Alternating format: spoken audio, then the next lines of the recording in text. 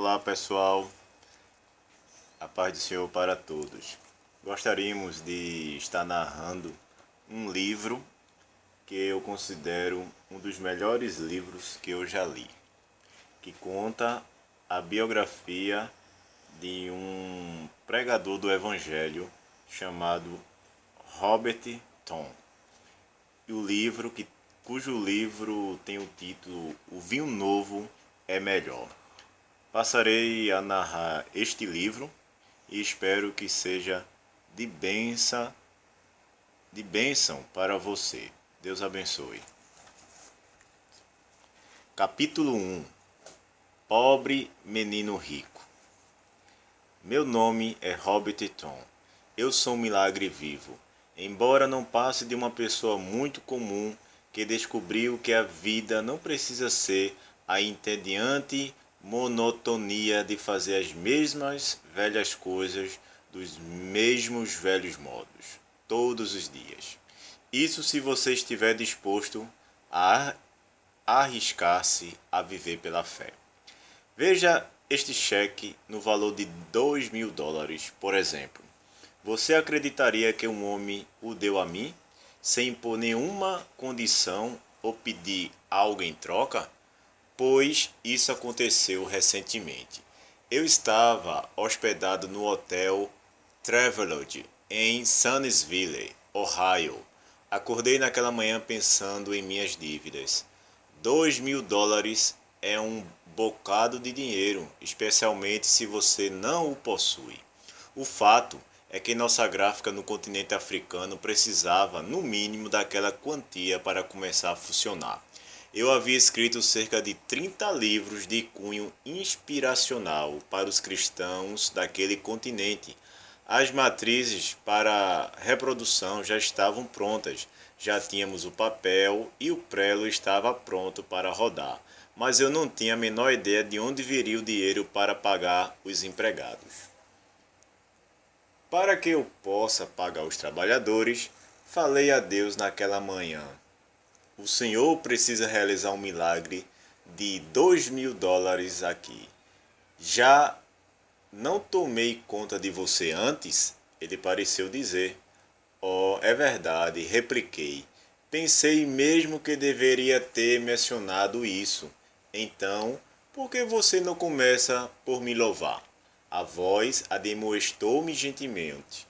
Lembrei-me imediatamente do versículo 3 do Salmo 22, em que Davi se refere a Deus como o louvor de Israel. Por que não?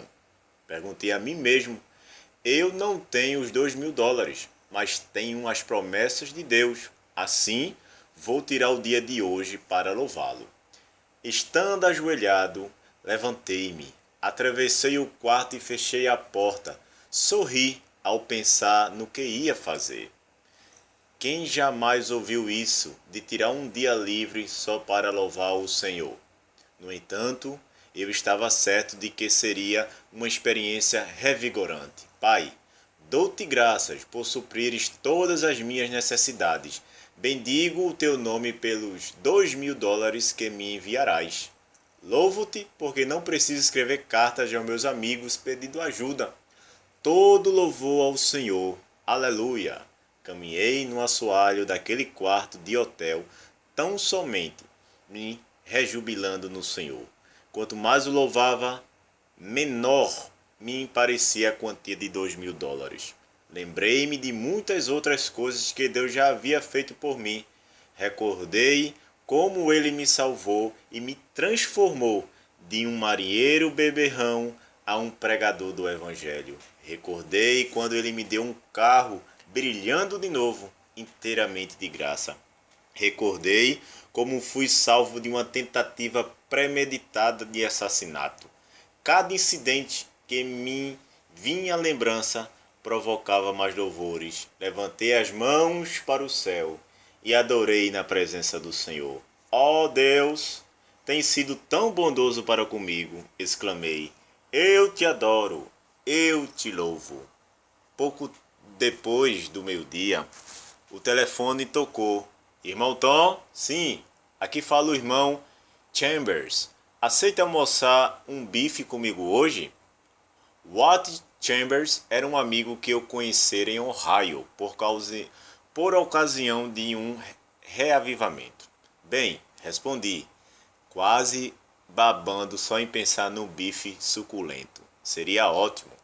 O seu convite me agrada muito, mas veja, eu tirei este dia para louvar a Deus. Você o quê? Ele perguntou com um sorriso discreto. Separei este dia para oferecer a Deus o sacrifício de louvor. Expliquei. É para algo que necessito. Fiz um pacto com Deus de louvá-lo o dia todo, e a minha necessidade será suprida, porque Deus é o louvor de Israel. Nunca ouvi algo semelhante, exclamou. De qualquer modo, isso quer dizer que não há como nos encontrarmos hoje, não é? Vejamos, que tal amanhã? Ótimo, Walter, repliquei. É muita bondade sua. Se você puder apanhar-me amanhã ao meu dia, será um prazer almoçar com você.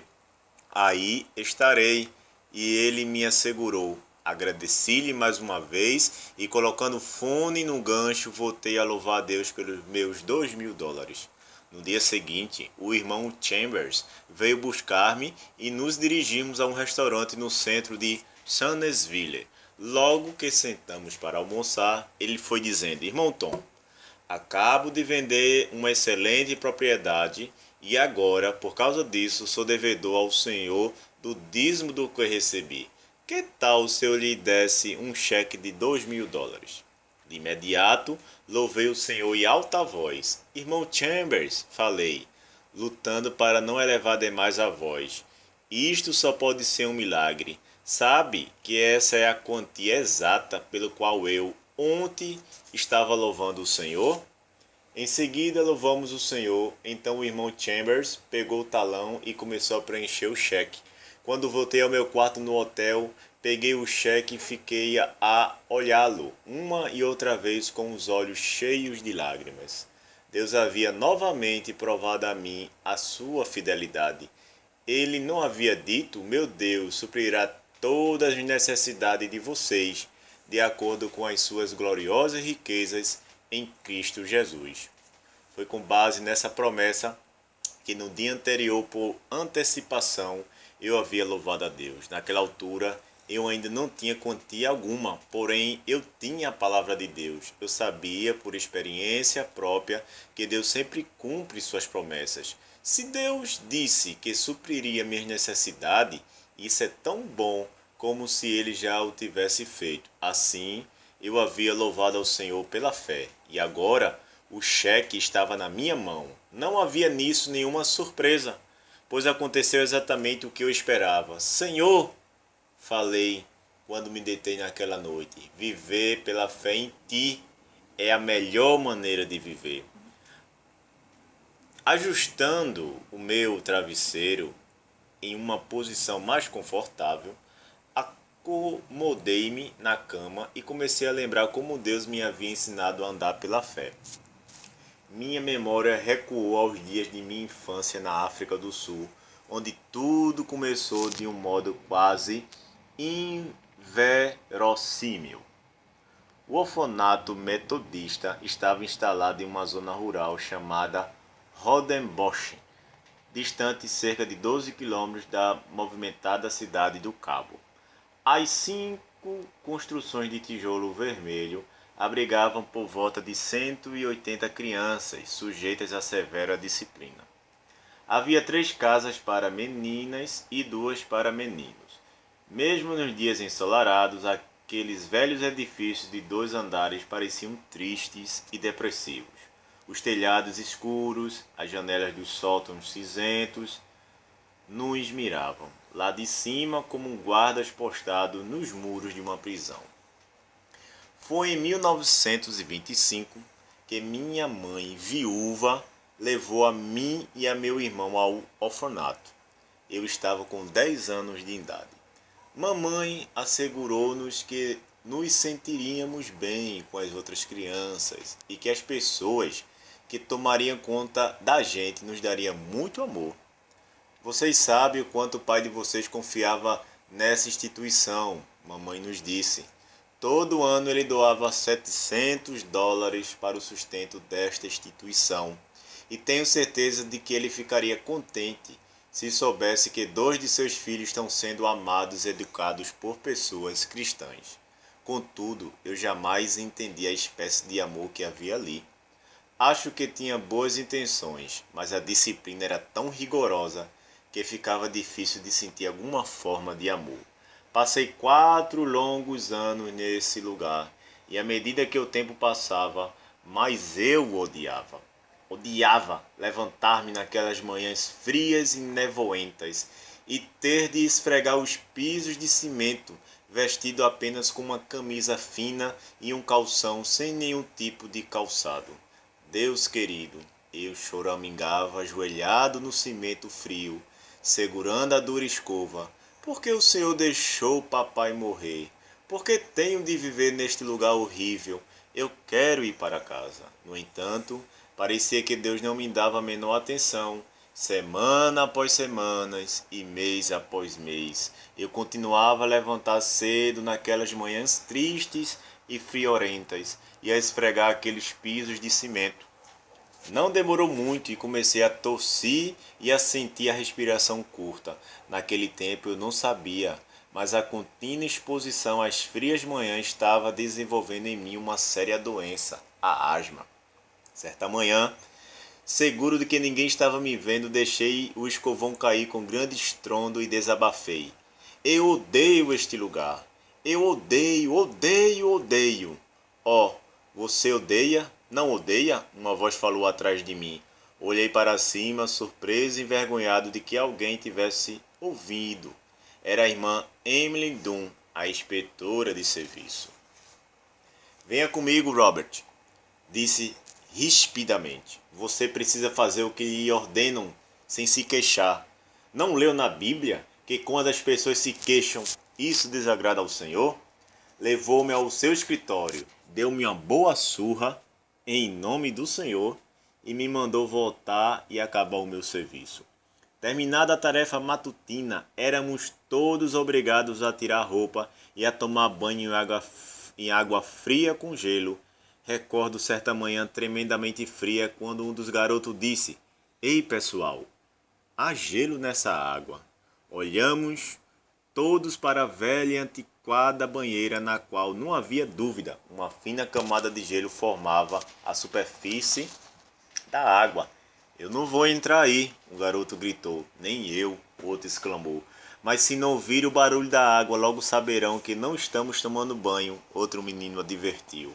Então, vamos quebrar o gelo e agitar um pouco a água, sugeriu outro garoto.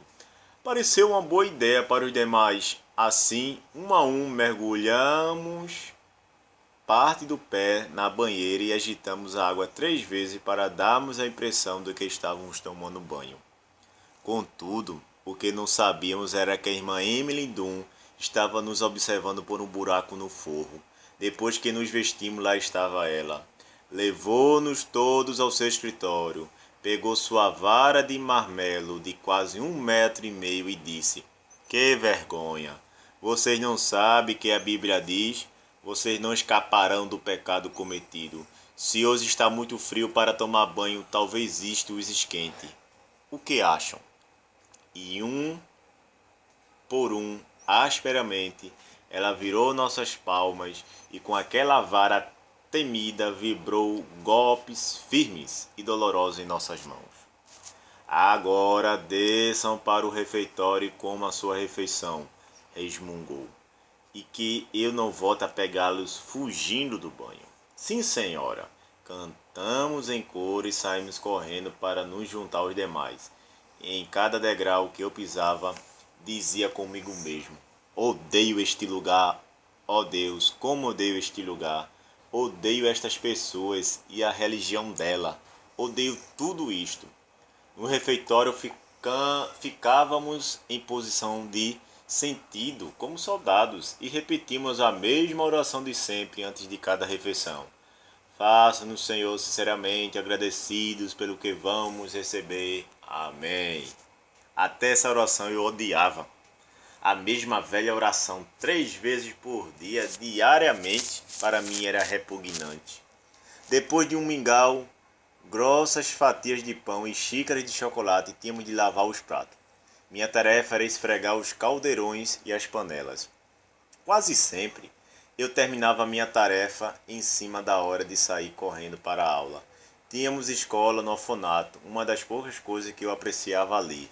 Na África do Sul, a educação está muito avançada, resultado do grande e bem cuidado preparo pré-escolar exigido. Por causa disso, eu esperava graduar-me aos 14 anos de idade e, como não queria permanecer naquele orfanato um único dia além do necessário, muito me esforcei nos estudos para graduar-me no tempo certo. Consegui manter-me como o primeiro aluno da classe durante todos os 4 anos.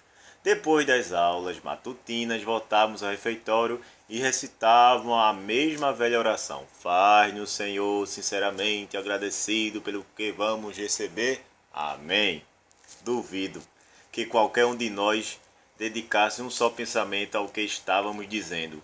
Não passava de uma rotina estritamente mecânica e quem desejasse comer melhor teria que repetir aquela senha.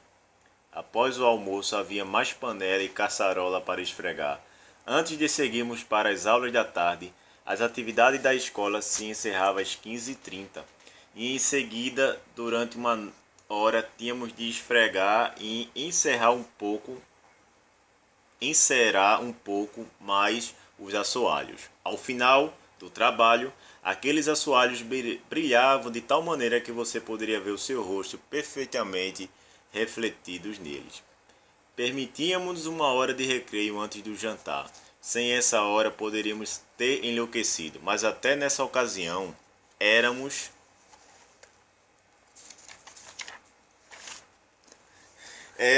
cuidadosamente vigiados para que não fizéssemos muito algazarras.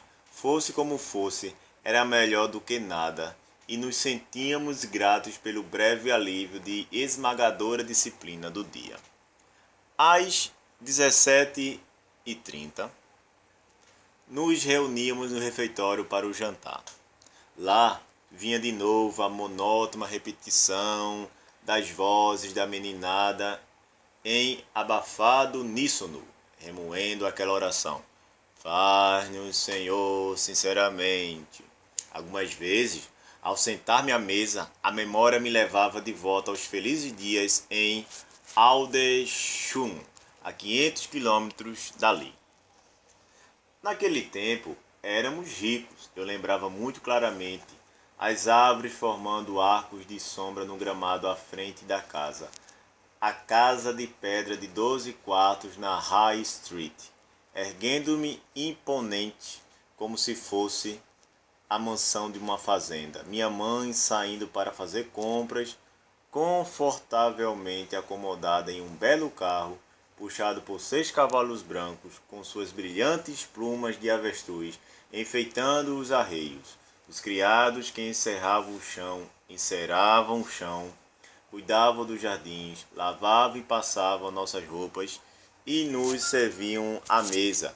Meus 7 irmãos e irmãs e os fiéis criados que tomavam conta de nós e brincavam conosco debaixo das árvores.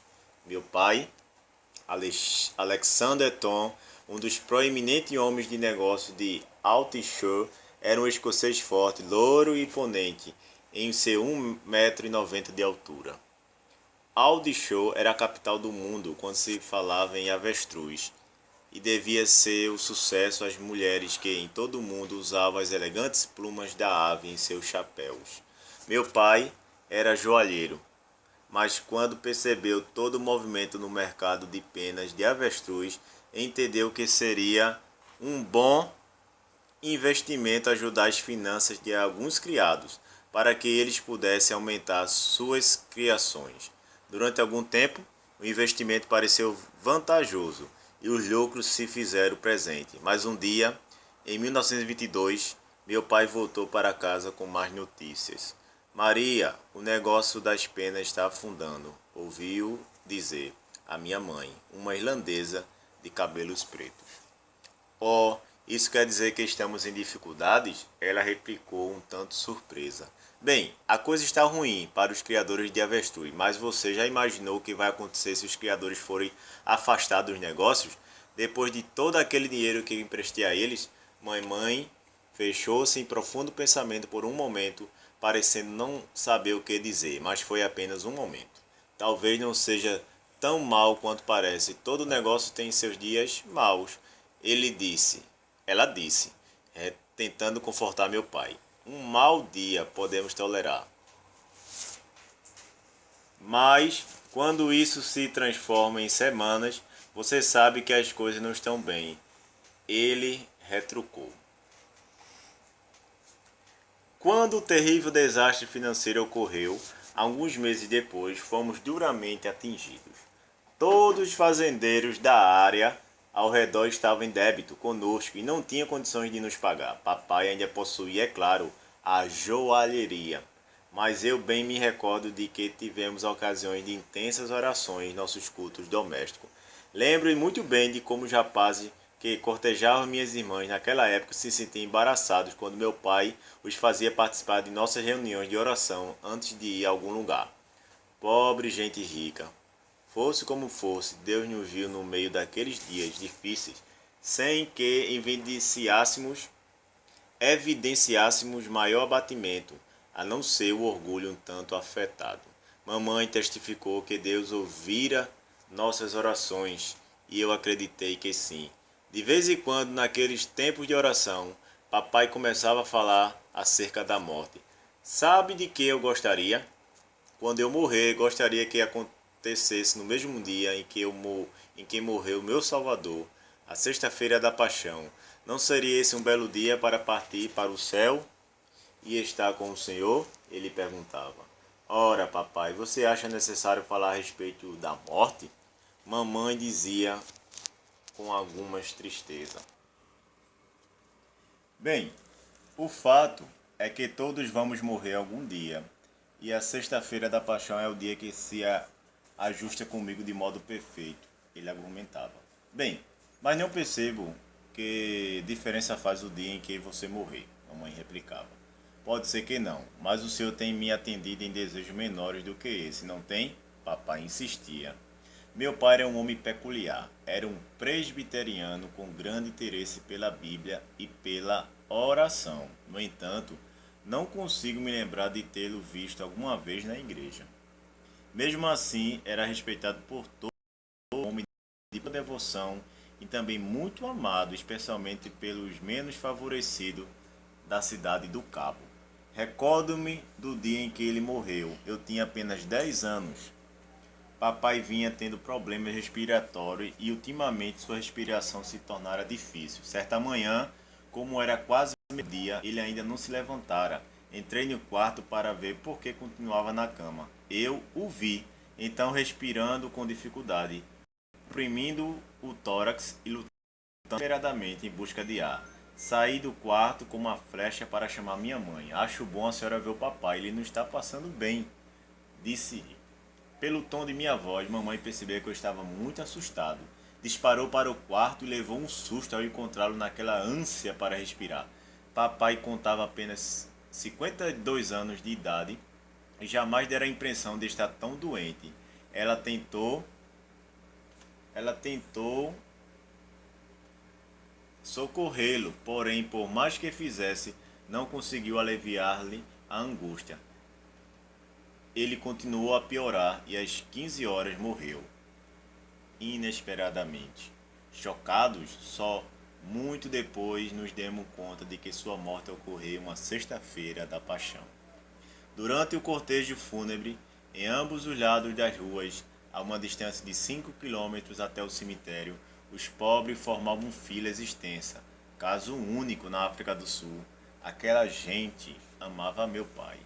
Foi pouco tempo depois do enterro de papai que mamãe decidiu nos internar, eu e minha irmã, no orfanato metodista, que ficava a 500 quilômetros de casa. Para ela foi uma decisão terrível. De repente, seu mundo estava em pedaços. Como nunca pensara em morrer tão cedo, papai não fizera um testamento, mamãe ficou sem nada. As dívidas deixadas por ela andavam por volta de 50. As dívidas deixadas por ele andavam por volta de $50.000 e mamãe não se julgava capaz de gerir todos os detalhes da joalheria. Não posso dirigir este negócio. Alexander sempre controlou tudo e é responsabilidade demais para mim. Ela choramingou. O magistrado local se prontificou a ajudá-la, mas $50.000 parecia uma montanha irremovível para ela. Por isso, tomou a decisão de sair dali e deixar que as propriedades fossem vendidas em leilão. A joalheria, a casa grande de pedra, os móveis e nossos cavalos. Ela abandonou tudo e se foi para a cidade do Cabo. Os ruídos do arrastar das cadeiras ao nos levantarmos das mesas no refeitório do orfanato me trouxe de volta à realidade, como se eu tivesse levado um choque. Estivera tão profundamente imerso nas lembranças de Altichures que não sentira o tempo passar. Rapidamente meti na boca de uma só vez os últimos 2 ou 3 pedaços de batata que restavam no prato e de um salto reuni-me aos outros meninos que se dirigiam à cozinha para a tarefa de panelas e louças. Arrumada a cozinha, fomos mandados aos nossos quartos para estudar até a hora de dormir. Às 8 da noite resmungávamos uma oração decorada. Caímos na cama exausto e as luzes se apagavam. Mamãe havia alugado uma pequena casa perto de Mightyland, cerca de 6 quilômetros do orfanato, mas para nossa grande tristeza, só permitiam que ela nos visitasse 4 vezes por ano. Essas visitas costumavam ser nos sábados à tarde. A princípio, eu aguardava com muita ansiedade, mas depois de 1 ano ou 2, nosso amor já não era o mesmo.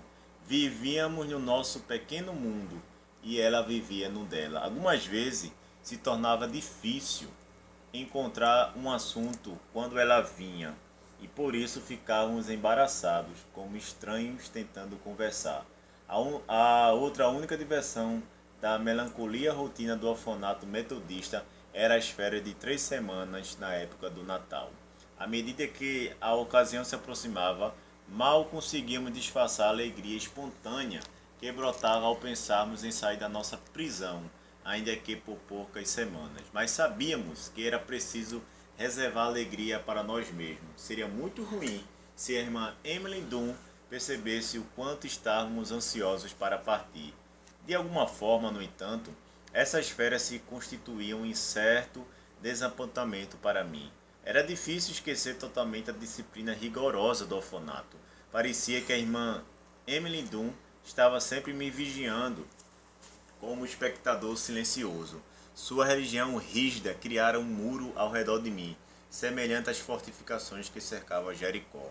A nova casa de mamãe foi um desapontamento. Senti falta da nossa esplêndida casa de pedra em High Street, do imenso gramado onde costumávamos brincar e do meu agradável quarto. A mudança deve ter sido tão difícil para a mamãe quanto foi para nós, embora ela jamais tivesse dito uma palavra a respeito. Ganhava seu sustento cuidando de pessoas idosas, fazendo serviços domésticos e algum trabalho extra. Lembrando dos criados que tínhamos em Aldershires, eu me admirava de como ela conseguia se manter tão alegre e bem disposta. Você está tossindo muito, Bob. Vem aqui e tome um pouco do meu xarope, ela dizia. Eu tomava dose após dose do seu remédio, mas de nada adiantava. Como será que você pegou esse resfriado? Será que você andou brincando por aí sem agasalho? Ela perguntava, solícita. Ora, mamãe, estou sempre com meu agasalho. A senhora não precisa se preocupar, é só um pouquinho de tosse. Em poucos dias estarei bom, eu respondia. Não queria lhe contar a respeito da minha tarefa de esfregar aqueles pisos de cimento e de como o frio era forte pela manhã. No início da 3ª semana de férias, quando percebi que logo estaria de volta ao orfanato por mais um ano, um desânimo começou a tomar conta de mim. Bem, e que eu gostaria de dizer à mamãe o quanto odiava aquilo, mas nunca ousei fazê-lo. É bem provável que ela desconfiasse de alguma coisa. Lutei contra as lágrimas por todo o caminho de volta ao orfanato, antes de me deixar. Mamãe pôs a mão sobre minha cabeça e disse, vou orar por você, Bob. Você sabe que seu pai e eu sempre quisermos um ministro na família, e você será um bom ministro. E foi embora. Ministro? Não, eu. Sentia-me tão enjoado da religião que podia até morrer. A querida irmã Emily Dunn e suas orações rabugentas. Orações toda manhã, toda noite, toda refeição. A mesma conversa mole religiosa, sempre e sempre. Estava tão enjoado daquilo tudo que seria capaz de vomitar. Querido Deus, a vida cristã deve ser algo mais do que eu estou vendo aqui. Orei naquela noite. Depois de pensar um pouco, surpreendi-me acrescentando: Você sabe, eu realmente gostaria de ser como o pai e mamãe disseram, mas não se eu tiver de ser como esta gente aqui. Deitei-me em minha cama, sentindo-me um pouco culpado por ter tão maus pensamentos. Afinal de contas, o pessoal do orfanato estava nos alimentando, nos vestindo e nos educando. Não queria eu ignorar isso, mas estava faltando alguma coisa, algo indefinível de que eu precisava desesperadamente. Ali fiquei, no escuro, com as lágrimas escorrendo pelo rosto, tentando descobrir o que estava errado. Alguns dias depois, à tardinha, todos os 180 internos estavam reunidos na igreja do orfanato para ouvir a pregação de um seminarista. Não me lembro do seu nome, mas jamais esquecerei o que ele disse. Deus realmente os ama. Vocês, meninos, significa muito para Deus. Vocês são algo muito especial para Ele. Disse com muita firmeza. Eu sou ouvir cada palavra. A mesma coisa fizeram os outros garotos. As palavras daquele pregador caíram como gotas de chuva em um jardim ressequido. Amor? Fazia muito tempo que não víamos algo assim. O jovem pregador prosseguiu. Ouçam-me. Deus os amou de tal maneira que enviou seu Filho unigênito para morrer por vocês. Jesus deu a vida e derramou o próprio sangue para pagar o castigo pelos pecados de vocês. E vocês podem conhecer Jesus e sentir o seu amor se pedirem que ele entre em sua vida. De volta ao dormitório naquela noite, eu não conseguia dormir. Rolei sem sossego, horas a fio, sempre pensando em Deus, admirado de que ele realmente me amasse. Deus, se o Senhor é realmente Deus, se está verdadeiramente interessado em minha vida, então apareça para mim esta noite e faça com que eu sinta consciente de sua presença. Junto à minha cama, orei baixinho. Eu ainda não havia terminado minha oração quando ouvi o relógio da igreja bater à meia-noite. Eu já ouvira aqueles lúgubres badaladas muitas vezes, mas agora soava como as harpas dos anjos. Imediatamente senti a presença de Deus. Sua glória me invadiu como ondas e ondas de eletricidade líquida. Era quase como se Deus se curvasse sobre mim e sussurrasse: Eu amo você. Por muito tempo chorei e chorei. Eu não conseguia evitar. Deus me amava. Amém, meus irmãos. Finalizamos o primeiro capítulo do livro O Vinho Novo é Melhor, de Robert Thom, da editora Vida.